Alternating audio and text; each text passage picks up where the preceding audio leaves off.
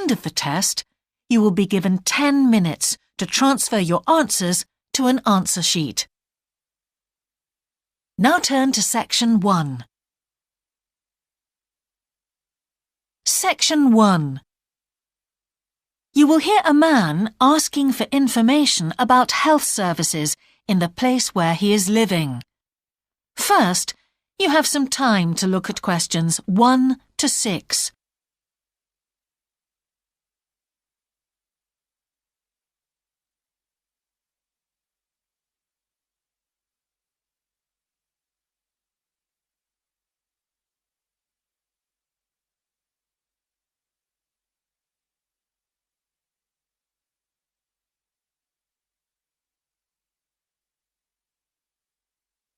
You will see that there is an example that has been done for you. On this occasion only, the conversation relating to this will be played first. Can I help you? Yes, I've just moved to this area with my wife and children, and I'd like to know where we can all register with a doctor at a health centre. Oh, OK.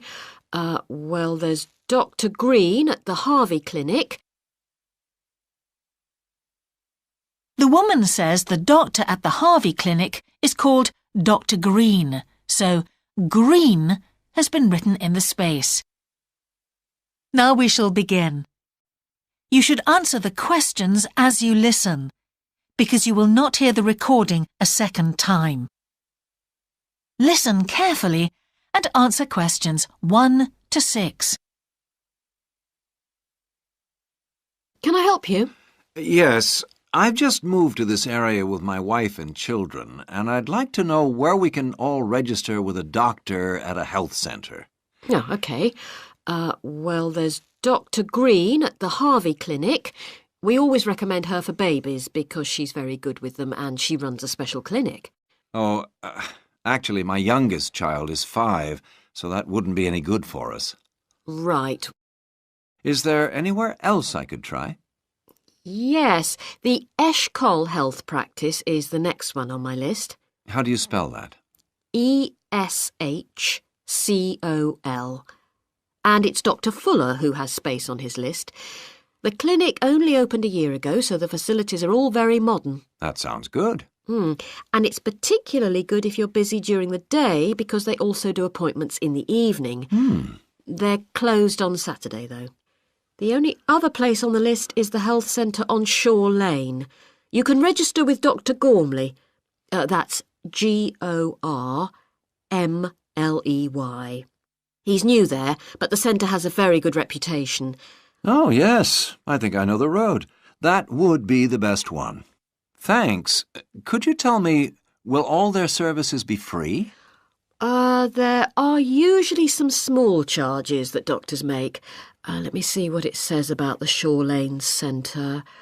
If you need to be vaccinated before any trips abroad, you won't have to pay for this. What else? The Sports Injury Treatment Service operates on a paying basis, as does the Nutritional Therapy Service. Some health centres do offer alternative therapies like homeopathy as part of their pay-to-use service. Shore Lane are hoping to do this soon. I think they may start with acupuncture. Oh. And finally, if you need to prove you're healthy or haven't had any serious injuries before a new employer will accept you, you can get a free fitness check-up there. But you'd most likely have to pay for insurance medicals, though. OK, thanks. Before you hear the rest of the conversation, you have some time to look at questions 7 to 10.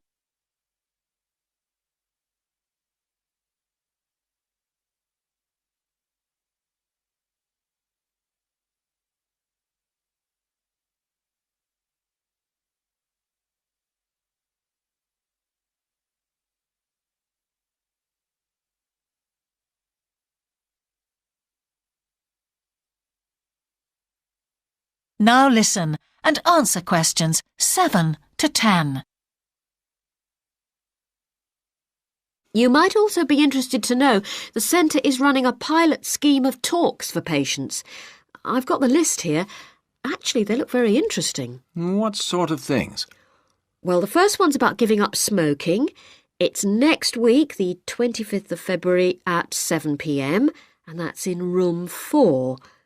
It says the talk will stress the health benefits, particularly for people with asthma or heart disease. That sounds very interesting.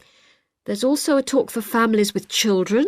It's on healthy eating and takes place on the 1st of March at 5 o'clock. Will that be at the health centre? Actually, it's at the primary school on Shore Lane. I imagine they're inviting the parents of pupils there. It says here, all welcome. I might go to that if I have time. There's a couple of other talks. One giving advice about how to avoid injuries while doing exercise. It's on the 9th of March. Oh, it's a late afternoon talk at 4:30. And it'll be in room 6.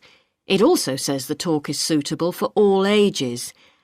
And finally, there's a talk called Stress Management, which is on the...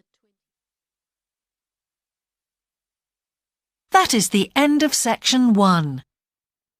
You now have half a minute to check your answers.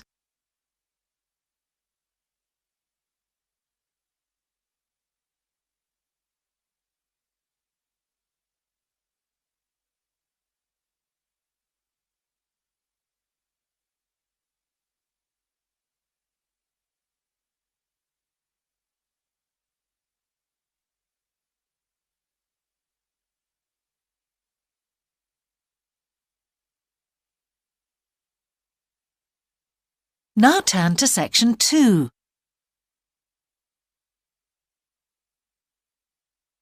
Section 2. You will hear a man who owns a holiday home talking on the phone to a woman who is staying there.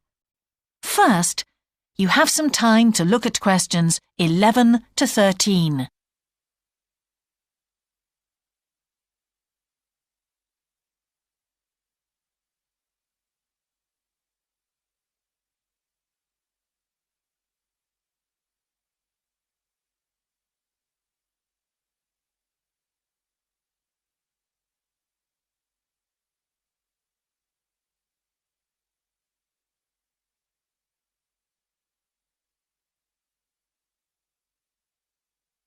Now listen carefully and answer questions 11 to 13. Hello? Hi, it's Laura Carlton here. We've just arrived at the holiday flat, but I can't get the hot water and heating to work. Oh, right. That's easy. Don't worry. In the upstairs cupboard, you'll find the water heater. You'll see 3 main controls on the left at the bottom of the heater. The first one, the round one on the far left, is the most important one for the heating and hot water. It's the main control switch. Make sure it's in the on position. The switch itself doesn't light up, but the little square below will be black if the switch is off. That's probably what's happened. It's got switched off by mistake. The middle one of these 3 controls, you'll see it's slightly larger than the first one, controls the radiators. If you feel cold while you're there and need the radiators on, this needs to be turned to maximum. The last of the 3 controls, the one on the right, is usually on about a number 4 setting, which for the water in the taps is usually quite hot enough. Below the heating controls in the middle is a small round plastic button. If there isn't enough water in the pipes, sometimes the heater goes out. If this happens, you'll need to press this button to reset the heater. Hold it in for about 5 seconds and the heater should come on again. Then there's a little square indicator under the 3rd knob that's a kind of alarm light.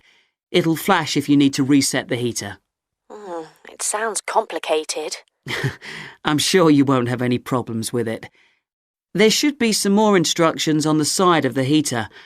Call me back if you can't make it work. OK.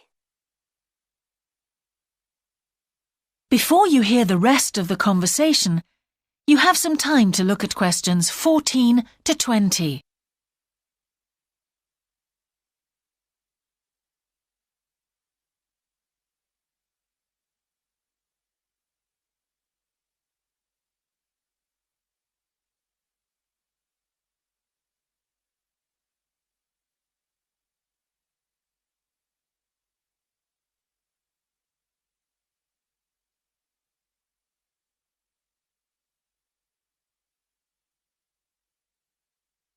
Now listen and answer questions 14 to 20. While you're on the phone, we haven't managed to find a few things we need, like extra pillows for the beds and some washing powder. Is there any here? Pillows, yes. If you look in the cupboard, the large white one upstairs, to the left of the bathroom door, there should be 4 or 5 on the top shelf.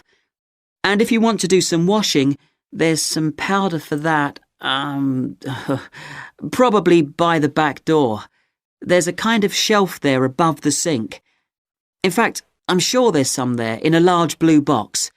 You need about half a cupful for each wash. Oh, and that reminds me. The spare key to the back door is hanging on a hook on the wall by the sitting room window. Please make sure to put it back when you've used it. The previous guest lost it in the garden and I had to get another one made. And if you have any trouble with the lamps, you'll find some spare bulbs in a large cardboard box. It's on top of the washing machine with all kinds of useful things in it. Oh, and another thing I forgot to mention when we last spoke. Yes? I've left you a local map so you'll be able to find your way around easily. It shows the whole area. I put it in the top drawer of the chest under the TV in your bedroom. There's a whole file of local information in there too. Thanks. What about visiting the town? Can you give us any advice? Yes. You'll need to take the car. It's too far to walk from the flat, really. You have to pay to leave your car in all the car parks now, I'm afraid. I like the one that's by the station best, and you can walk to the town centre from there in 5 minutes. That's where all the best restaurants are. But if you want a takeaway, the Italian one does really good pasta and pizzas. Call 732281 for that one, or 766119 for the Chinese. They're both good, and they'll both deliver to the flat. As for places to visit, yes, do go and see the Railway Museum. The exhibition is small, but really good. It gets very crowded on Sundays, so I suggest you visit it on a quieter day, later in the week, but not on Thursdays, which is market day. You won't find anywhere to park, and it's also the only day of the week when they're not open. Anything else? Not for the moment. Thanks. That is the end of section 2. You now have half a minute to check your answers.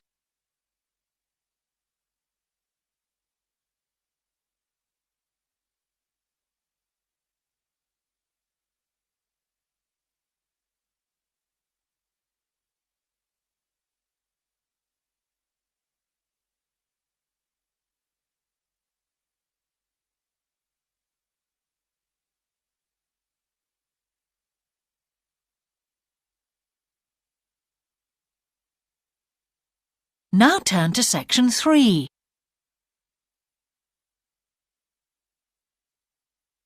Section 3. You will hear a conversation between an English teacher called Paul and a former student of his called Kira. First, you have some time to look at questions 21 to 25.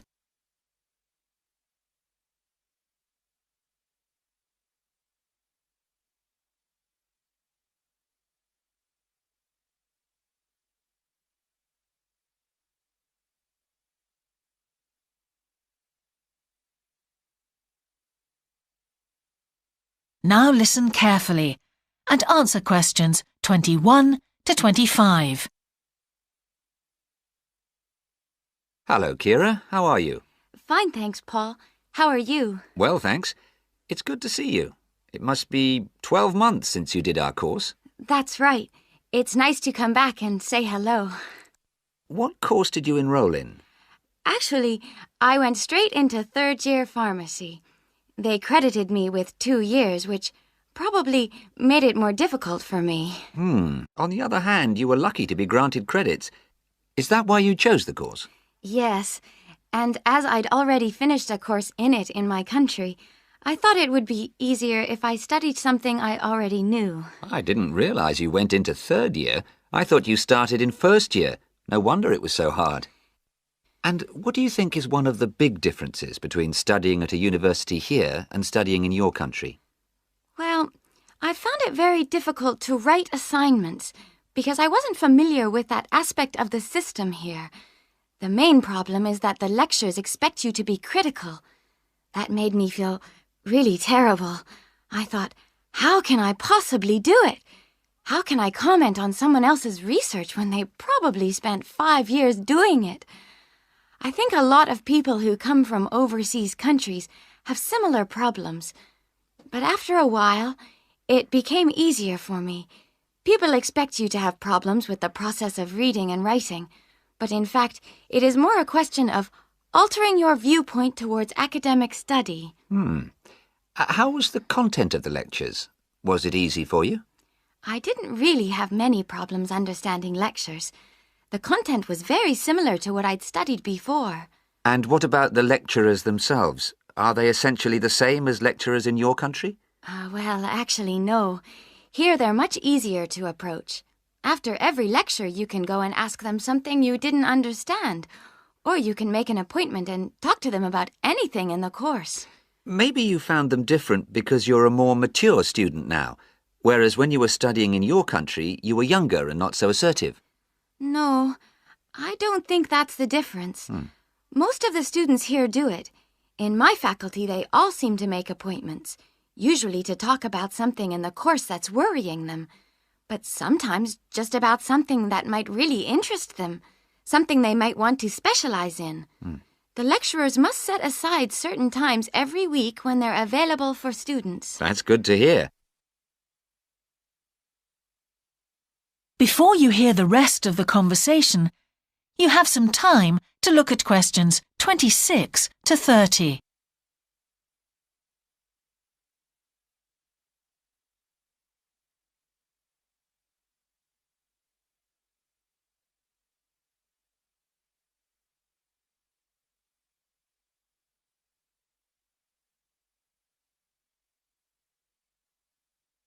Now listen and answer questions 26 to 30.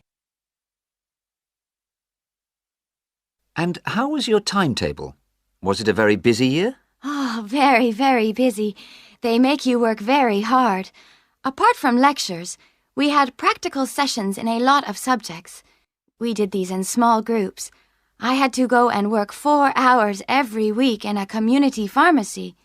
Actually, I enjoyed this very much, meeting new people all the time. Then in second semester, we had to get experience in hospital dispensaries. So every second day we went to one of the big hospitals and worked there. And on top of all that, we had our assignments, which took me a lot of time. Oh, I nearly forgot. Between first and second semesters, we had to work full-time for 2 weeks in a hospital. That does sound a very heavy year. So, are you pleased now that you did it? Do you feel some sense of achievement? Yeah, I do feel much more confident, which I suppose is the most important thing. And have you got any recommendations for people who are studying from overseas? Well, I suppose they need very good English.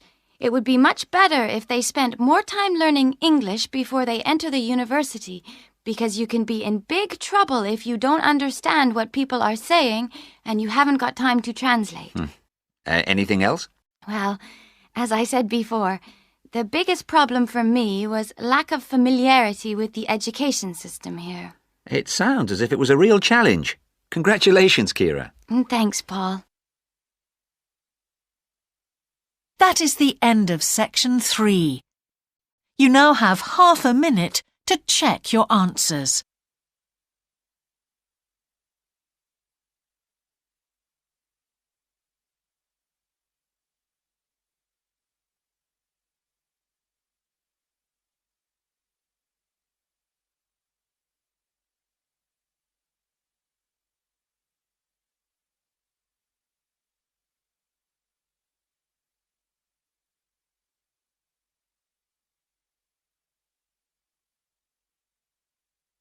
Now turn to section 4.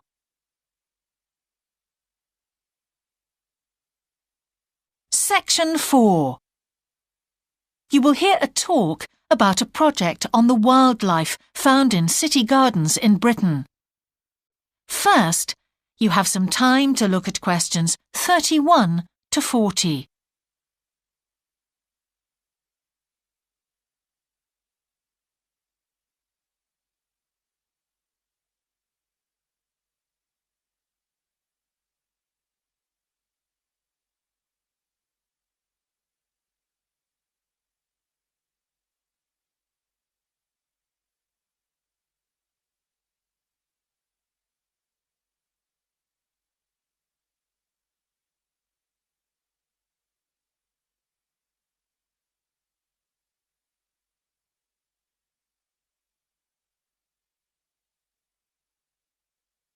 Now listen carefully and answer questions 31 to 40.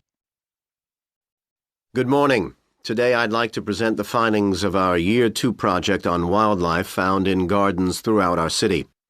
I'll start by saying something about the background to the project, then talk a little bit about our research techniques, and then indicate some of our interim findings. First of all, how did we choose our topic? Well, there are 4 of us in the group, and one day, while we were discussing a possible focus, 2 of the group mentioned that they had seen yet more sparrowhawks, one of Britain's most interesting birds of prey, in their own city centre gardens, and wondered why they were turning up in these gardens in great numbers. We were all very engaged by the idea of why wild animals would choose to inhabit a city garden. Why is it so popular with wildlife when the countryside itself is becoming less so? The first thing we did was to establish what proportion of the urban land is taken up by private gardens. We estimated that it was about 1/5, and this was endorsed by looking at large-scale usage maps in the Town Land Survey Office, 24% to be precise. Our own informal discussions with neighbors and friends led us to believe that many garden owners had interesting experiences to relate regarding wild animal sightings. So we decided to survey garden owners from different areas of the city. Just over 100 of them completed a survey once every 2 weeks for 12 months, ticking off species they had seen from a pro forma list, and adding the names of any rarer ones. Meanwhile, we were doing our own observations in selected gardens throughout the city. We deliberately chose smaller ones because they were by far the most typical in the city. The whole point of the project was to look at the norm, not the exception. Alongside this primary research on urban gardens, we were studying a lot of books about the decline of wild animals in the countryside and thinking of possible causes for this. So what did we find? Well, so much that I just won't have time to tell you about here. If you're interested in reading our more comprehensive findings, we've produced detailed graphic representations on the college website. And, of course, any of the group would be happy to talk to you about them. Just email us. What we've decided to present today is information about just 3 species because we felt these gave a good indication of the processes at work in rural and urban settings as a whole.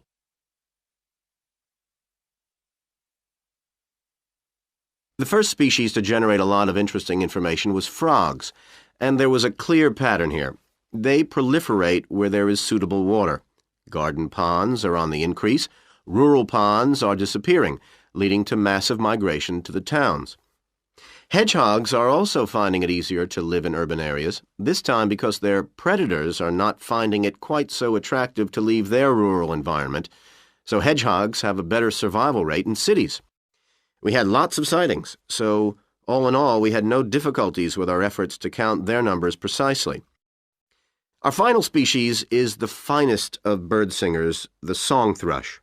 On the decline in the countryside, they are experiencing a resurgence in urban gardens because these days gardeners are buying lots of different plants, which means there's an extensive range of seeds around, which is what they feed on.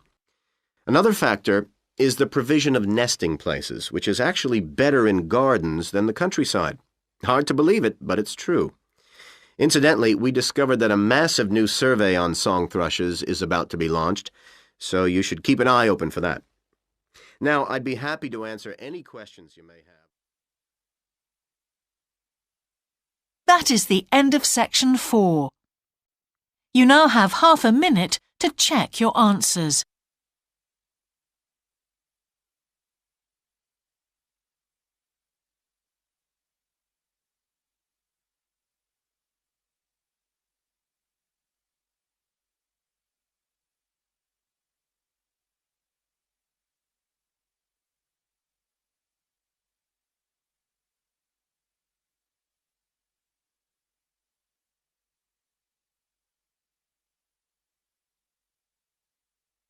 That is the end of the listening test.